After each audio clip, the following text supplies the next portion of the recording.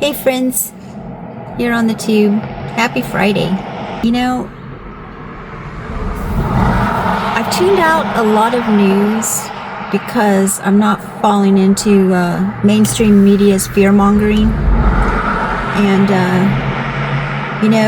I haven't been on my channel much. And I do miss it. But I've been busy, behind the scenes. And I don't stop prepping because, let me roll this window up, hold on. Maybe that helps the passing cars drowned out, But I still think the United States is heading for something along the line of a depression. And I know none of us want to think about that. But it's called being an adult and being prepared and being smart about it and not burying our head in the sand.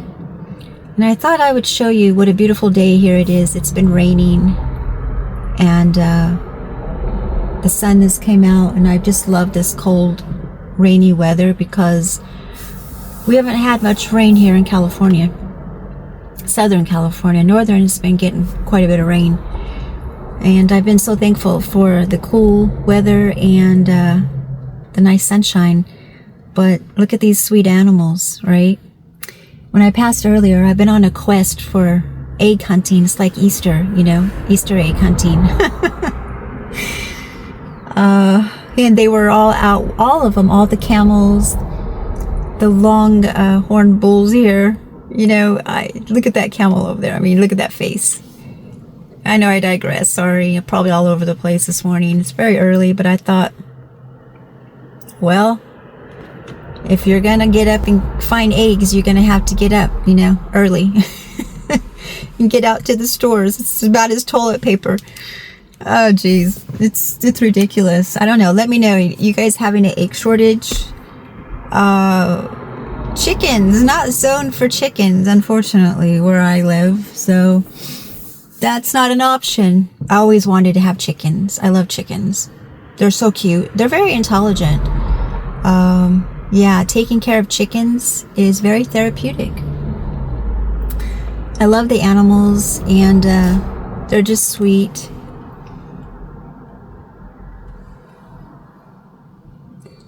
I thought show you guys this today, instead of my face. But I've talked about this before on my channel about with each passing generation, the instinct to survive has been bred out of us, and it's very sad and disturbing because if you go back into history, our grandparents, our great-grandparents, they lived off the land. If they wanted to eat, they farmed. They grew crops. They bartered. They had skills. So if you have any skills, if you can sew, a seamstress, a welder, plumber, contractor, you're one step ahead of the game. It's not too late to take up a new skill. And I have some skills I'm proud of, I can sew. Home economics, back when I was in grade school, didn't really want to take that, but we were forced to, so I did learn how to sew. My grandparents knew how to sew, my mom knows how to sew, so I learned how to sew. And it's a good thing. And, having some sort of skill set outside your profession is going to be an asset to you one day. Having tangible assets. How much cash do you have? How much, if you stack gold and silver, do you have? We have to be very, very concerned with the dollar, so don't put all your eggs in one basket because we don't know the future of the dollar right now. We do know that the dollar is being devalued, and I don't know, people. I don't have the answers. All I can say is just because I can't say the current president, because the last few videos I've had his name in there, and the tube is just, they're like, nope, we're not showing these videos. So my views have been down every time I talk about the current president. So yeah, no, we can't say it, unfortunately. But I don't know. We are still in, what is it? I can't keep up. $36 trillion of debt. Hold on. Look at this little cutie. He's a little baby. Yeah. So, I just think that keep doing what you're doing. Stay one step ahead of the game. There's no guarantees right now in this world other than our taxes, and I really do hope the current president abolishes taxes. I don't know if he can do that or not, but that would be something. I just feel that, they get enough of our money, and we're overtaxed. They tax people to the hills. Everything we have is tax. Land tax, food tax. You buy something, tax. I mean, they tax you on your earned wages, which if you look on your W-2, that's not legal. But who's gonna step up and say, oh, it's not legal, so I'm not paying it? Nobody. So yeah, hopefully something becomes of this. And I heard today, what is it? Today's Good Friday? No, I can't remember. I just heard it on the radio. Anyway, something for the veterans. So thank you to all the veterans that served. Oh, Freedom Friday. That's it. Freedom Friday. So yes, thank you to all the veterans that served to protect our country, that sacrificed their life so we can have our freedom. Yeah, we are able to get up and do things today because our veterans got out there and they fought hard, and they risked their lives, like I said, to protect us. So yeah, if you see a veteran, say thank you out in public. It means a lot to them. They're the forgotten ones. Why we supported all these illegal people coming across the border. The veterans, homeless veterans, are hurting financially, and it's not fair. It's not right, and I can't go into about that. But I know that they're asking a lot of people, and a lot of people are self-deporting. And, for the good people that did come across the border, it's not their fault. And you have to remember that. It's not their fault.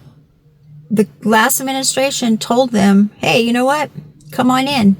And if you was over there, wouldn't you?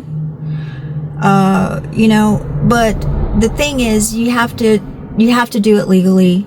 You have to do it honorably, like everybody else that immigrated to this country. That's what, if you go back into history, Ellis Island, my great-grandparents, they came from Italy through Ellis Island to New York. But everybody's probably, if you go down in their family tree,